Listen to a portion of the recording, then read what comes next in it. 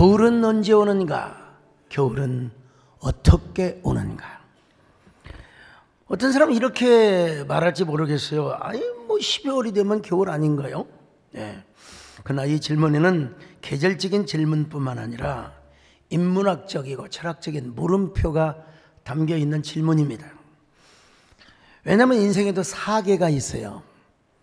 가을이 지나면 겨울이 오듯 우리 인생에도 겨울이 있습니다. 화요일 저녁에 잠시 산행을 했는데 쌀래기 눈이 내리더라고요. 쌀래기 아세요? 진눈깨비라고 하는데 나 진짜 우산 쓰고 영상이 너무 멋있어요. 그 쌀래기 내리는 영상 한번 보시겠어요? 이야, 이게 정말 비가 아니에요. 이건 쌀래기야, 쌀래기.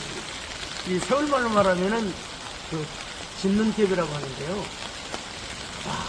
이게 이제 내일이면 아마 첫눈이 되겠는데 눈도 아니고 비도 아닌 쌀이. 여러분 이게 카메라 전문 기자가 찍은 것도 아니고 스마트폰으로 찍었는데 저렇게 쌀래기가 아름답게 찍혀졌어요. 그래서 제가 이제 다음 날은 그 영상에 나왔을 텐데 내가 잘랐어요. 근데 내일은 첫눈이 오겠구나. 첫눈이 오겠구나. 근데 첫눈이 오는 게 아니라 눈 사태, 눈 폭풍을 일으켜버리고 말았어요. 산에 가니까 눈이 무릎 아래까지 쌓이더라고요. 보세요. 남이 안 다니는 데게 쭉 갔는데 제가요 겨울이 진짜 왔네. 눈폭탄으로 왔네. 첫눈처럼 그대에게 가고 싶네. 그래서 오늘 본문에 나오는 사도 바울은 디모데에게 겨울 전에 어서 오라고 부탁을 했습니다. 디모데후서 4장 21절 시작. 너는 겨울 전에 어서 오라. 겨울 전에 어서 와라. 월동 준비를 하기 위함이었습니다. 저도 로마를 여러 번 갔지만은 로마의 겨울은 아주 바람이 불고 혹독합니다. 사도 바울은 지금 로마의 감옥에 갇혀 있어요. 로마의 감옥이 얼마나 썰렁하고 스산했겠습니까?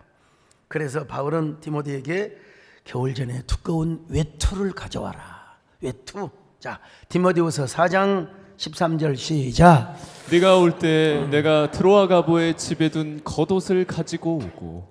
러시아의 한 작가에 오면은 그 외투라는 소설이 있는데, 근데 바울은 어쩌면 이 겨울이라고 하는 말을 계절적인 겨울로만 생각지는 않았을 것 같습니다. 왜냐하면 인생의 캄캄한 겨울, 죽음이 자기 눈앞에 지금 보이고 있거든요. 순교의 때가 가까워지고 있어요. 자, 디모데후서 4장 6절 시작. 천재와 같이 내가 벌써 부어지고 나의 떠날 시각이 가까웠도다. 네, 나의 떠날 시간이 가까웠다고 지금 벌써 전제처럼 자신의 삶이 부어졌다는 거예요. 바울에게 죽음의 계절, 영혼의 겨울이 다가온 것처럼 오늘 우리도 마찬가지입니다. 물론 예수 믿는 사람은 죽어서 천국 간다. 그리고 하늘에 가서 상급을 받는다. 이것이 하나님이 정해주신 이치죠. 자, 히브리서 9장 27절 봅니다. 시작. 한 번 죽는 것은 사람에게 정해진 것이요 그 후에는 심판이 있으리니. 반드시 심판이 있다는 것입니다. 여러분, 뭐 인생을 생명현상으로 서정적으로 부르는 노래가 있어요. 여러분, 인생은 연기 속에 죄를 남기고 말없이 사라지는 모닥불 같은 것. 이게 생명현상, 생명의 일상을 아름답게 노래하는 거죠. 그러나 성경의 교훈은 달라요. 죽음 이후에 심판이 있대. 심판. 네. 심판은 정한 이치요.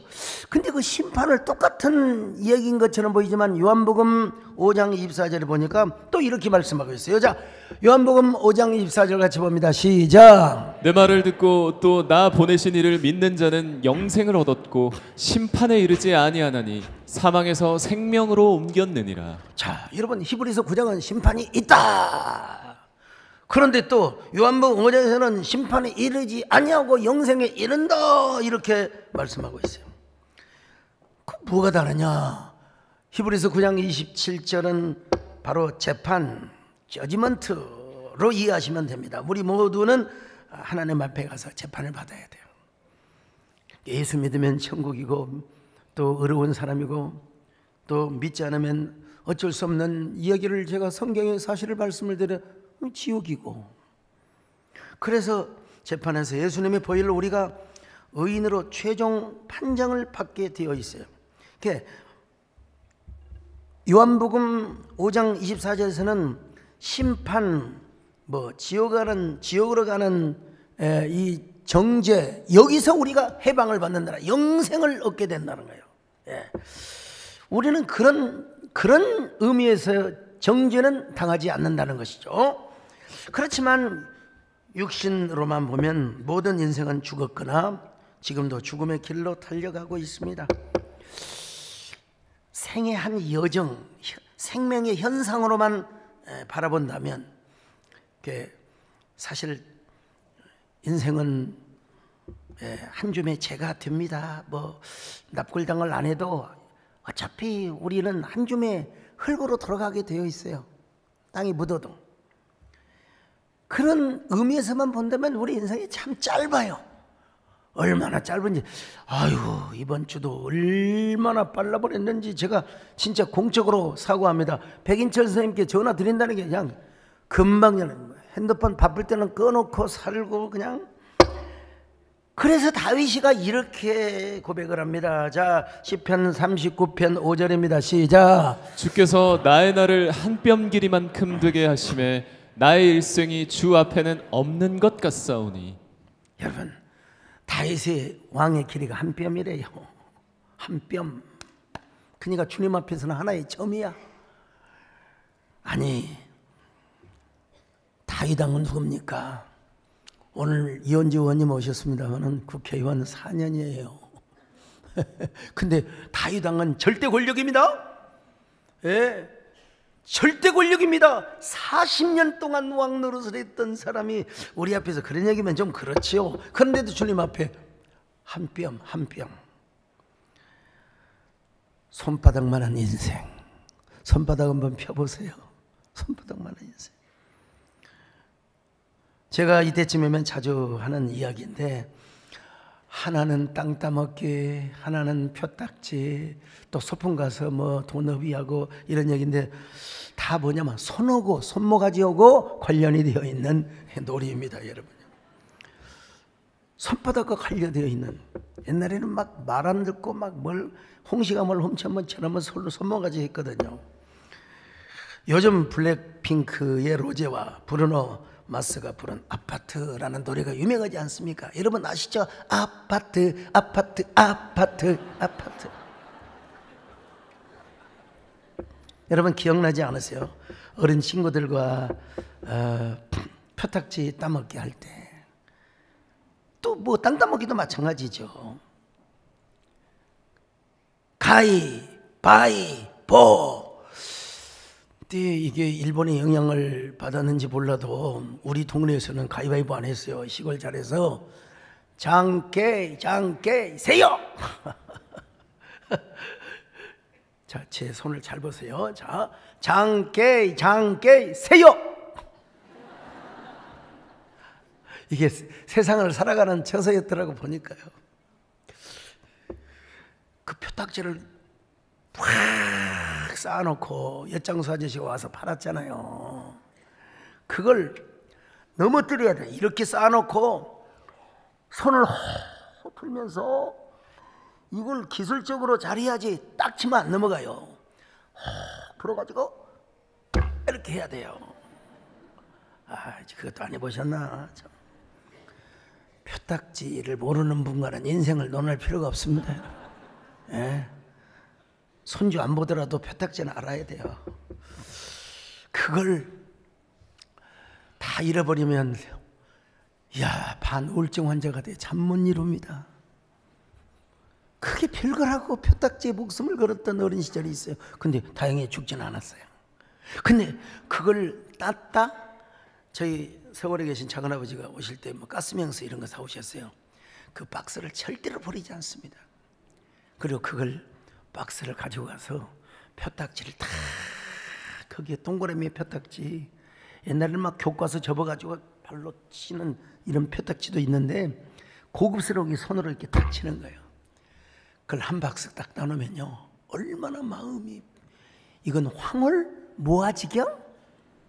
글쎄요, 마약에 이런 기쁨을 주는지 대마초가 주는지 모르겠지만 너무 가슴이 둥둥 떠서 막 입이 찢어지는 겁니다.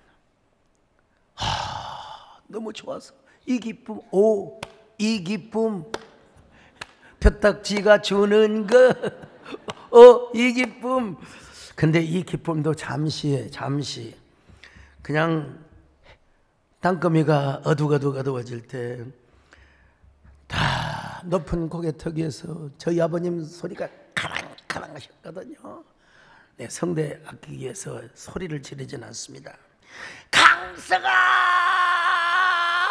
집에 안 들어라 이놈아.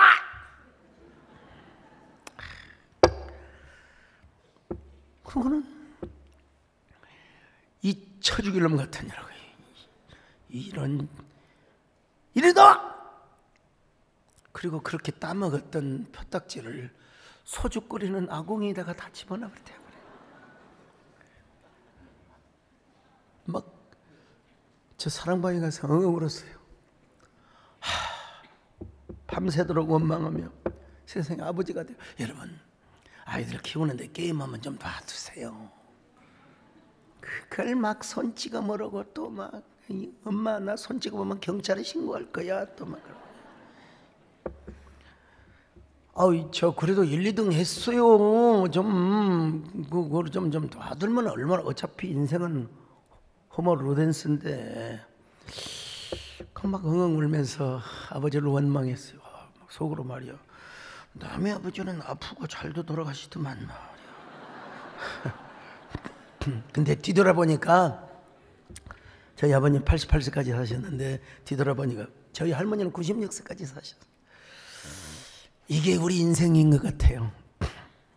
우리 인생은 한 박스, 두 박스 표딱지 보고는 결국 아궁이에 던져지고, 모든 욕망도 몸부림도 결국 불꽃 앞에서 팔락거리는 불나방의 마지막 봄짓. 그토록 몸부림치며 이뤄낸 세상의 부와 성공, 명예, 모든 소유들, 영욕 다 한꺼번에 사라집니다. Gone with the wind. 바람과 함께, 재와 함께 사라져. 그러므로 오늘 사도 바울이 영혼의 월동 준비를 하는 것처럼 우리도 영혼의 월동 준비를 잘 해야 합니다. 언젠가는 오거든요. 이거 잘 준비해야 됩니다. 억지로 우리가 죽을 필요는 없지만 월동 준비를 잘 해야 돼요. 어떻게 지혜롭게 영혼의 월동 준비를 잘 해야 되느냐? 첫째로 우리에게도 언젠가는 인생에 겨울이 있다는 걸 알고 계산하며 살아가야 돼요. 날 계수함을 가르쳐 주시기를 바랍니다. 자, 우리 연수가 얼마나 빠르냐? 자, 시편 90편 10절입니다. 시작. 우리의 연수가 70이요 강건하면 80이라도 그 연수의 자랑은 수고와 슬픔뿐이요 신속히 가니 우리가 날아가나이다. 여러분, 신속하게 날아가요. 화살을 쏜 것처럼 비행기가 날아. 여러분, 우리 아메리카에서 오는 비행기는 전부 죽전 분당 항공을 거쳐서 가요. 산에 갈 때 비행기 불빛이 여기 보이는데 한 1분 후에 보면 저리 안 보여요. 그냥 비행기처럼 날아가는데. 그리고 그 끝은 뭐냐? 죽음이라는 거예요.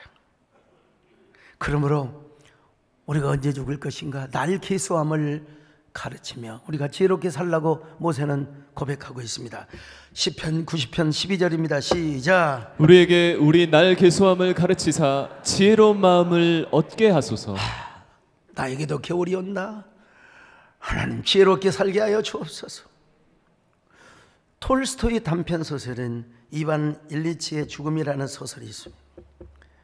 젊은 검사가 얼마나 잘 나가는지 수사에 혁혁한 공을 세워서 우리로 말하면 저 서울중앙지검 대검의 중요한 위치로 승진하여 발령을 받았습니다. 근데 그런 어느 날 의사로부터 절망적 선고를 받습니다. 어두운 그림자가 그의 침대 위에 성큼성큼 다가오고 있었습니다.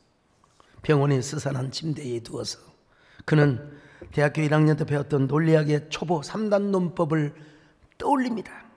카이오스는 인간이다. 인간은 죽는다. 그러므로 카이오스도 죽는다. 이걸 자기한테 적용을 해보니까요, 이반은 인간이다. 인간은 죽는다. 그러므로 이반 이치로도 죽는다. 이렇게 생각을 해본 적이 없어요. 그런데 이 죽음이라고 하는 그 계절이 너무나 빨리 돌아와서 얼마나 고통스럽고 불안하고 얼마나 사람이 그냥 사망의 음침한 그림자가 드리워져 있거든요. 공포, 초조, 불안, 그런 불안장애가 와가지고 그냥 오돌오돌 떨고 죽음을 맞이합니다. 톨스토이가 바로 이것이 인생이라는 거예요. 이것이 인생. 인생은 누구나, 그는 뭐 크리스찬으로서도 기독교 신앙을 가졌습니다만은, 그래서 모세는 뭐라고 말합니까? 날 계수함을 얻으며 살게 하여 주옵소서. 날 계수함. 근데 날 계수함은 안 하고 맨날 방탕의 도시에 가서 방탕한 죄를 짓고 사는 사람들이 있습니다. 현대인들이 대부분 많이 그렇잖아요. 그런데 우리는 뜻밖의 장소에서 세렌티피의 은혜를 받아서 필립 안시가 이야기한 것처럼 뜻밖의 장소에서 어떤 계기로, 저는 고등학교 때 뭐 이번 유학생들이 많다고 그래서 나갔는데 그게 우연인 것처럼 보이지만 오늘 목사가 되어가지고 오늘 이 자리에 서 있어요. 우연인 것처럼 보이지만 거기에는 하나님의 섭리가 있어요. 오늘 혹시 처음 교회 오신 분들, 우리의 만남은, 여러분의 출석은 우연이 아니요, 노사연 씨는 운명이라고 있는데, 운명을 넘어서 하나님의 거룩한 섭리가 있다는 사실을 아셔야 됩니다. 인생의 겨울이 오기 전에 이미 겨울이 왔지요. 눈폭탄을 맞았죠. 근데 오늘 이 시간, 이 세렌디피티한 하나님의 섭리의 은혜를 여러분들이 다 받으시며 날 계수함을 받고 사시기를 주의 이름으로 축원합니다. 하나님 있을 때 없는 자 왜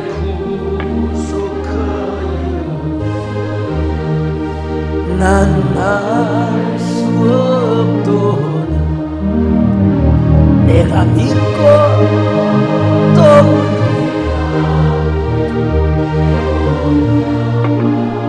아시는 주님 늘 돌보아 주실 것을 나는 확신이야.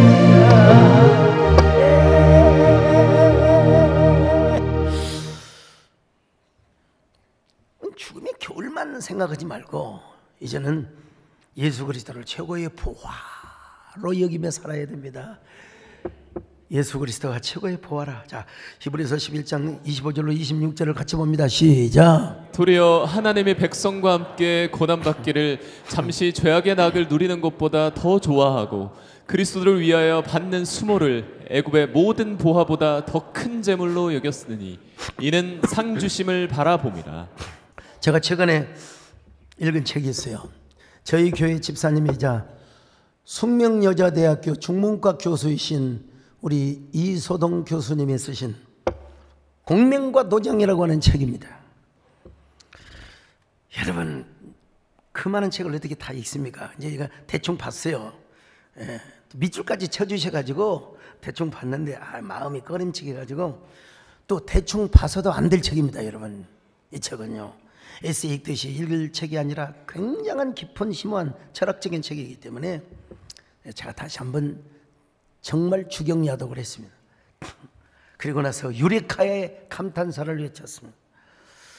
공자는 한마디로 하면은 인입니다. 인. 근데 성경에 보면은요, 공자의 인과 똑같은 사상이 나와요. 그게 바로 하나님의 자비입니다. 하나님의 긍휼이에요. 나 자신만 사랑할 뿐만 아니라 이웃을 내 몸과 같이 사랑하는 예수님의 정신이기도 해요. 맹자는 의를 강조했습니다. 왕도 정치에 있어서 지도자와 그리고 왕은 반드시 공의를 해야 된다는 겁니다. 조선 왕국을 설계했던 정도전이 있어요. 정도전은 사실 이성계는 뭐 칼이나 휘둘렀지 뭐 지식이 별로 크게 없다고 봐야죠. 정도전은 맹자에 완전히 홀리게 되었습니다. 맹자를 달고 달았어요. 제가 나주에 유배를 갔을 때도 맹자를 줄줄 외웠습니다. 그래서 유학을 중심으로 한 이런 나라를 세워야 된다. 그래서 이제 이성계를 앞장 세워서 특별히 왕에게는 뭐가 있어야 되냐, 지도자에게서는 의가 있어야 된다 이런 거예요. 근데 더 신비한 건 뭐냐, 여러분, 그 하나님도 의를 강조하시지 않습니까? 그래서 그 의 때문에 십자가 예수님이 죽으셨잖아요. 노자는 뭘 강조하느냐, 비움을 강조합니다. 비움. 자신을 비우고 자아를 없애야 된다는 거예요.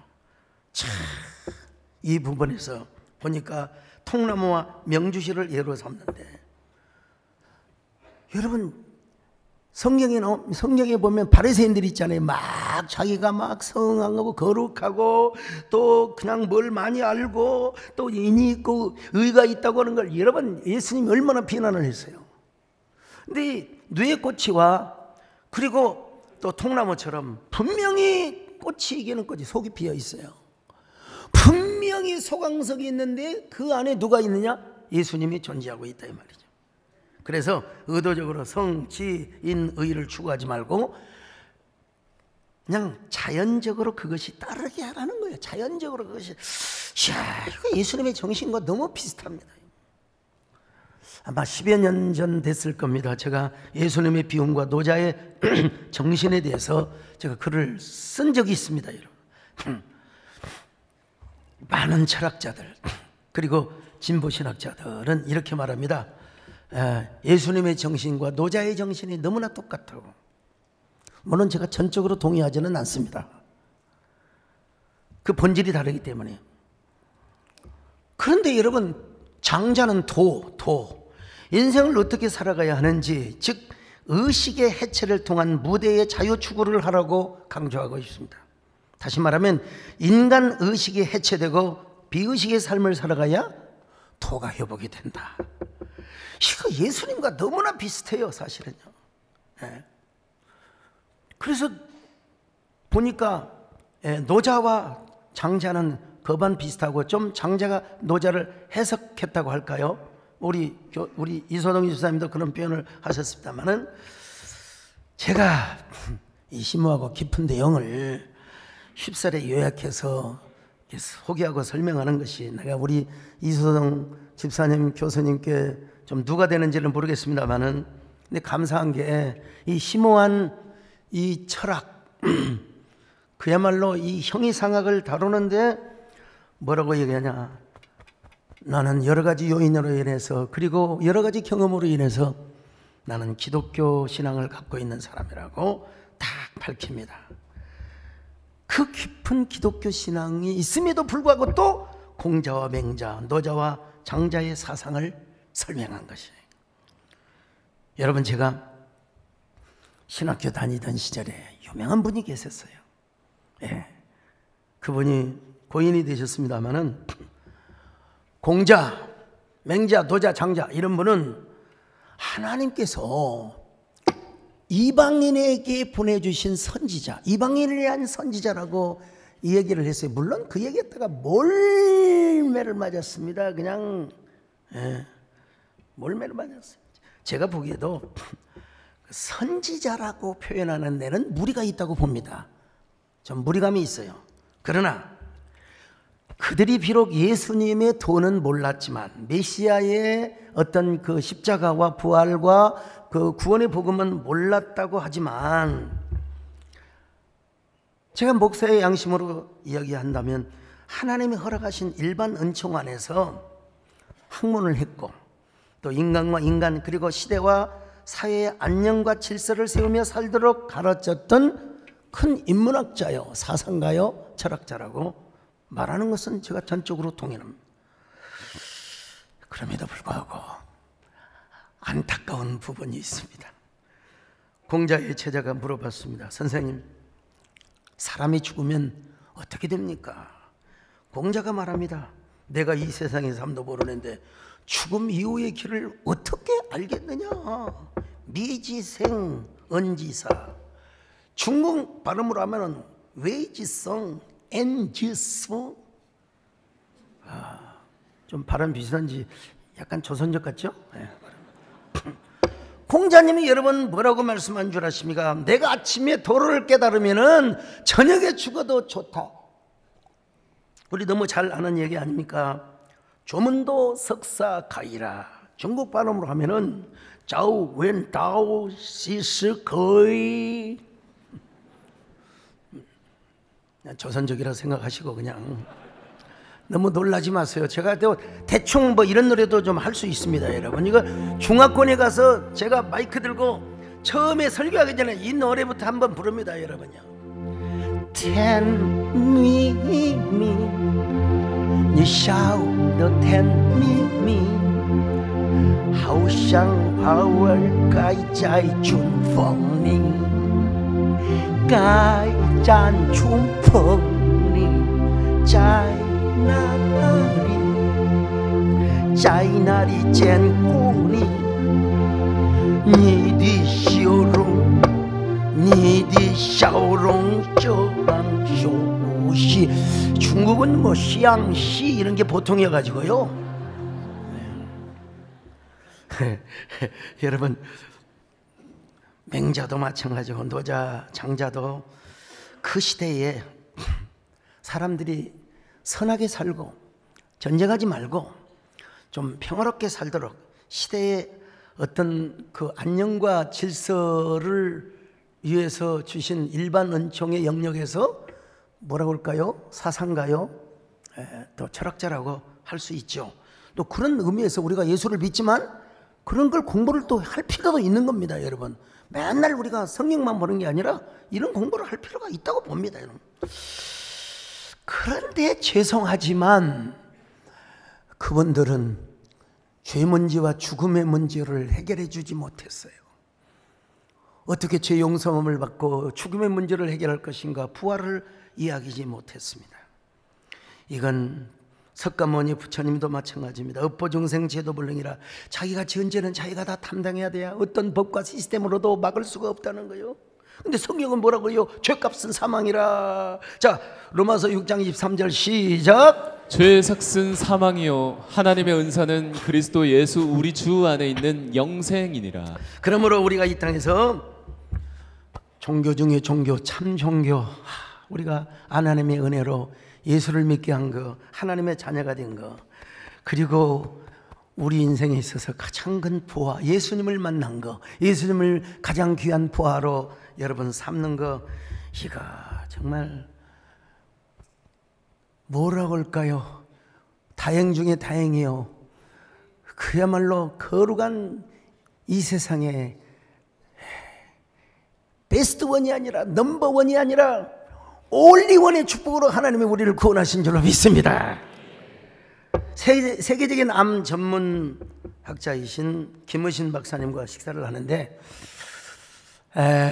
우리 강단에서 잠깐 얘기하셨지만 밥 먹을 때는 막 그냥 내 얘기도 안 들어주고 자기 말만 계속 하시더라고요. 나중에 이해하십시오. 나이 먹으면 말이 많아진다고. 근데 우리나라에서 내노라 하는 우리나라의 제일 유명한 기업의 회장 계셨잖아요. 적어도 수천억, 수조 이상 가지고 있는 재산. 암 치료를 받기 위하여 저기 그 앤더슨 병원으로 왔다는 겁니다, 여러분. 텍사스에 있는. 진단을 하면서 물어봤대요. 회장님, 종교는 없으십니까? 교회는 안 다녀보셨습니까? 교회를 다녀본 적이 없대요. 아니, 어떻게 교회를 너무나 돈의 권력이 많아서, 너무나 부귀와 공명 때문에 누구도 전도를 해준 적이 없어. 아니, 적어도 부활절에 계란은 얻어먹으러 가야죠. 저도 계란 얻어먹어 가져본 적이 없습니다. 예. 근데 소년이 온다 어린 새 편에 보면은 그 동호라는 친구가 부활절에 계란 얻어 먹으러 가고, 그리고 여름 성령 같은 이런 묘사가 나와요. 그러니까 그 작가도요 다 교회 문화를 알고 있어요. 사실은 안 믿어서 그렇지. 그래서 회장님, 예수 믿어야 됩니다. 천국 가셔야 됩니다. 그래서 그때 치료받을 때는 그냥 예도 안 하고 고개를 끄덕끄덕 하신대. 그들에게 다 발견한 공통분모가 하나 있는데 뭐냐? 죽음의 두려움을 가지고 있지 영생에 대한 확신이 없더라는 거예요. 예. 그러니까 그분들은 돈이 많아서 예수님을 못 만났어요. 한마디로 말해서 돈의 권력 때문에. 부자가 천국에 들어가는 것은 뭡니까? 낙타가 바늘 끼로 들어가는 것보다 더 힘들다고. 와, 돈의 권력 때문에 예수가 누군지 몰라요. 물질 때문에 예수가 누군지를 몰라요. 여러분, 그래도 우리는 예수님을 보러 여길 수 있어서 감사합니다. 자, 모세의 고백을 다시 한번 볼까요? 히브리서 11장 26절을 같이 봅니다. 시작. 그리스도를 위하여 받는 수모를 애굽의 모든 보화보다 더 큰 재물로 여겼으니 이는 상 주심을 바라봅니다. 사도 바울도 이렇게 고백합니다. 빌립보서 3장 8절입니다. 시작. 또한 모든 것을 해로 여김은 내 주 그리스도 예수를 아는 지식이 가장 고상하기 때문이라.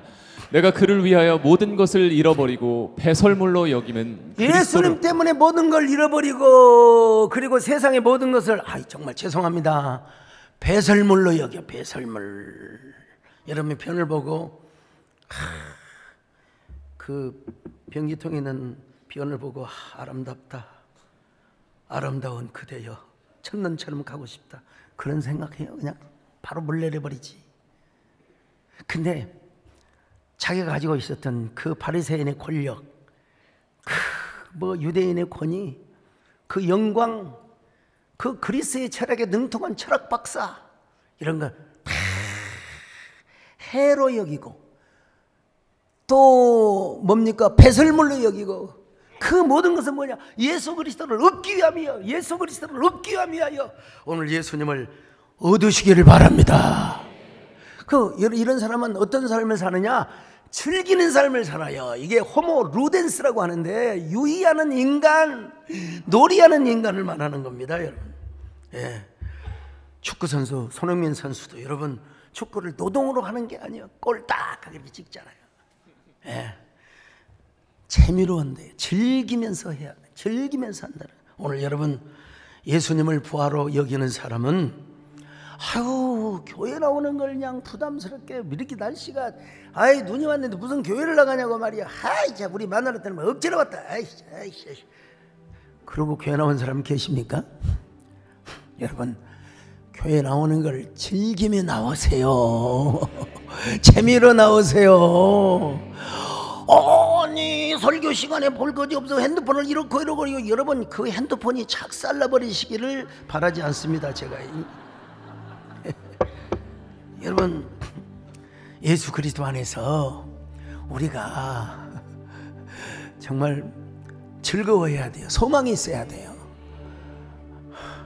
손에 있는 부귀와 권세와 그 어떠한 물질보다도 여러분, 주님을 더 사랑해야 됩니다. 아멘. 손에 있는 부귀와 주를 더 사랑하는 이세 같은 목숨보다 주를 더 사랑해 이러가 주님만 알 수 없어. 헛된 영업 벌어보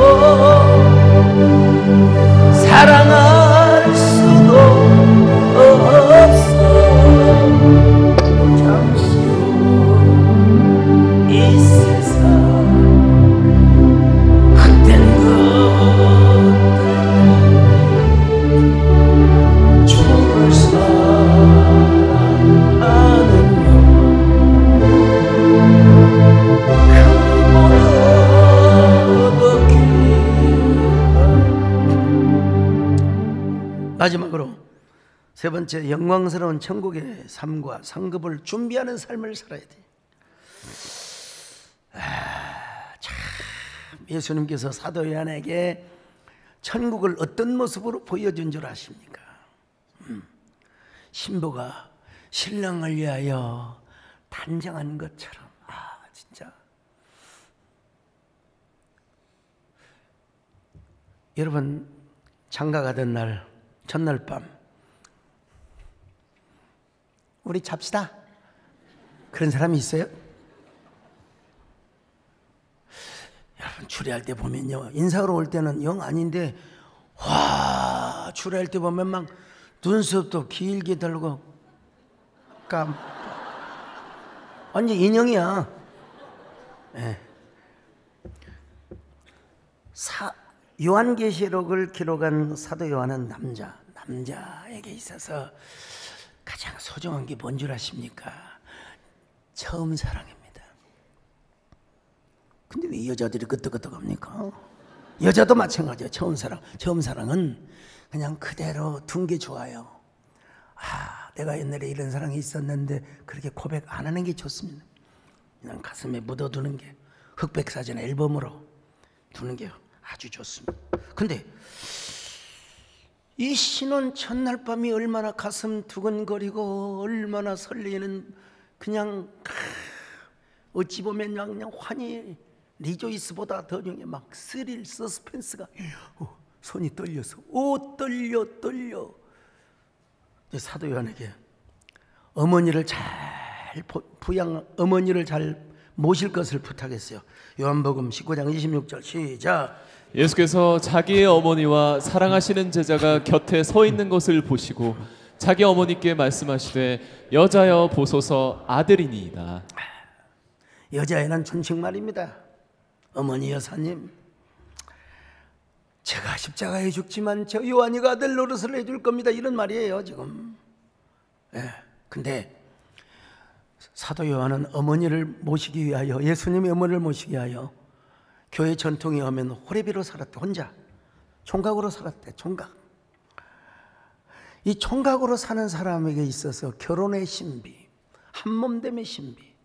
와, 결혼 잔치상에 그때 갔을 때 참, 저들은 좋겠구나, 그런 마음이, 글쎄요, 서장님, 서강서장님, 그런 게 없으면 사람이 아니죠. 당연히 있었겠죠. 그런 사도 요한에게 천국은 어디요?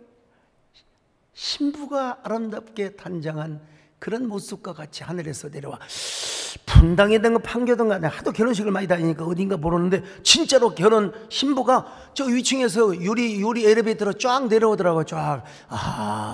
요한계시록 21장이 성취되는구나.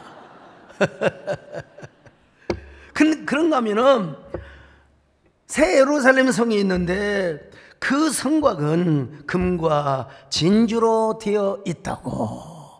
자, 계시록 21장 21절 같이 봅니다. 시작. 그 12문은 12진주니 각 문마다 한 개의 진주로 되어 있고 성의 길은 맑은 유리 같은 정금이더라.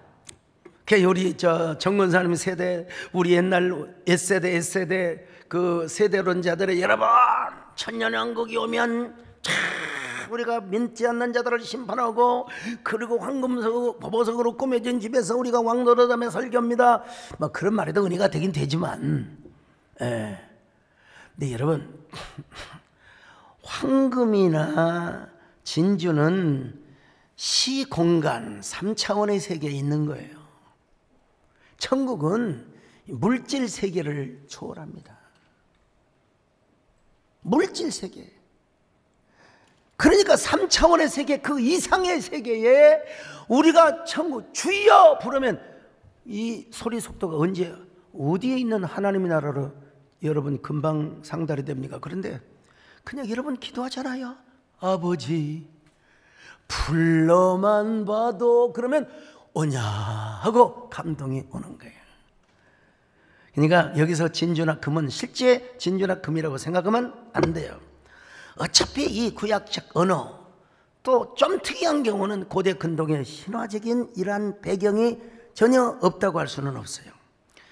묵시문학의 형태로 여러분 기록이 된 거거든요. 그러니까 문자 그대로 우리가 받아들이면 안 되고 금과 진주보다 더 좋은 이 세상의 표현으로서는 최고의 뭐라고 이야기야? 아름답다 저 동산 우리 다 같이 가보세. 자, 그 정도 합니다 여러분. 더 해요? 무궁세월 흐르네 풍파가 일지 않는 곳. 이 쫙 보면요 생명수가 있고 생명강이 흐르는데 좌우에 생명나무가 사시사철. 이거 사실은 은유적인 예수님의 종말론적인 어떤 존재 방식을 이야기하고 있는 것입니다. 제가 이제 슬기로운 교리 생활 마지막 강의 좀 종말론이 조금 좀 아쉽다 싶어서 내가 이제 기회 되면은 이제 욥기 끝나고 요한계시록을 진짜 아주 그냥 신나게 할 용의는 있네요. 근데 이제 새벽기도에 우리 이 목사님께서 이재원 목사님께서 7개 말고 뭐 이단에서 말하는 것들을 제가 다 한번 짚어주려고 생각을 하고 있습니다만은 욥기가 끝나야죠. 천국은 어떤 곳이냐? 시공간을 초월한 영광스러운 그곳에서 뭐예요? 우리가 영생을 얻을 뿐만 아니라 생명의 관, 영광의 관, 자랑의 관, 얼마나 많은 상급을 우리에게 주어진지 몰라요. 귀한 상급. 저는 초등학교 다닐 때부터 상을 많이 받았습니다. 어떻든 그때 받을 수 있는 게 최고가 교육감상이었고, 또 나중에 마틴 루터킹 국제평화상, 국민훈장, 보훈문화상, 자랑한상, 한국인대상, 각종 이름 있는 권위 있는 뭐라고 할까요? 그 문학상도 다 받았어요. 목사님은 이 땅에서 상을 받았으니까 천국의 상이 다 없어지겠네요. 그렇게 함부로 하지 마세요. 그렇게 입은 붙이고 말하는 게 아닙니다, 여러분. 물론 나의 사적인 명예와 욕망과 사욕이 들어가가지고 명예욕에 빠져가지고 내가 그러려고 하면은 하늘의 상급이 떨어질 수 있겠죠. 그런데 순수하게 하나님의 영광을 위해서, 하나님의 영광을 위해서 죽도록 헌신하고 정말로 헌신을 재미로 여기고 순종을 전도를 재미로 여기며, 여러분 이런 사람은 절대로 상급이 떨어지지 않습니다. 절대로. 물론 성경에 이런 말씀이 있어요. 자, 로마서 8장 18절 시작. 생각하건대 현재의 고난은 장차 우리에게 나타날 영광과 비교할 수 없도다. 자, 현재의 고난은 장차 나타날 영광과 비교할 수 없어. 그렇다고 해서 일부러 고난을 당하란 말이 아니에요. 막 일부러 천국이 있다고 막 일부러 빨리 죽으란 말은 전혀 아닙니다, 여러분. 예.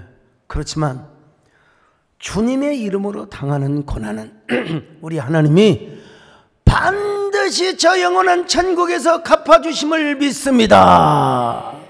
천국에서 해같이 빛나게 하세요. 해같이 빛나.